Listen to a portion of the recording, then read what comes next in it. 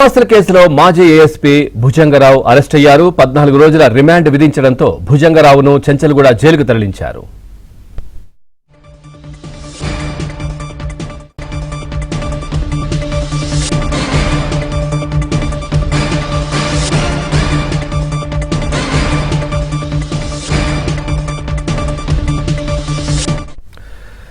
Right, breaking news చూస్తున్నాం. అక్రమాస్తుల కేసులో మాజీ ఏఎస్పీ భుజంగరావు అరెస్ట్ అయ్యారు. 14 రోజుల రిమాండ్ విధించడంతో భుజంగరావును చెంచల్గూడ జైలుకు తరలించారు. దీనికి సంబంధించి మరింత సమాచారాన్ని మా క్రైమ్ కరెస్పాండెంట్ ప్రవీణ్ అందిస్తారు. ప్రవీణ్, పూర్తి డీటెయిల్స్ ఏంటి?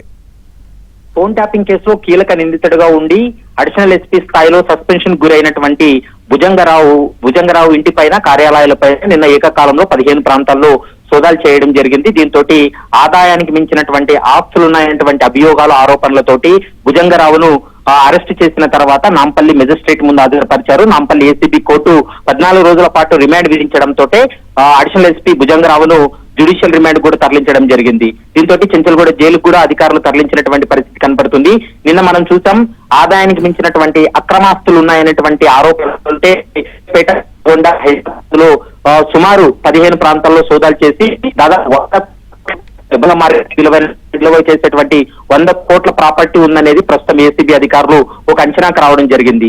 ఇంట్లో దాదాపు 3,83,000 నగదుతో పాటు 8 లక్షల బ్యాంక్ బ్యాలెన్స్, 1 కిలో బంగారు ఆభరణాలు, 2 కార్లతో పాటు దాదాపు 5.9 కోట్ల విలువైనటువంటి ఆస్తులను కూడా పూర్తి స్థాయిలో సీజ్ చేసినటువంటి పరిస్థితి అయితే స్పష్టంగా కనపడుతుంది.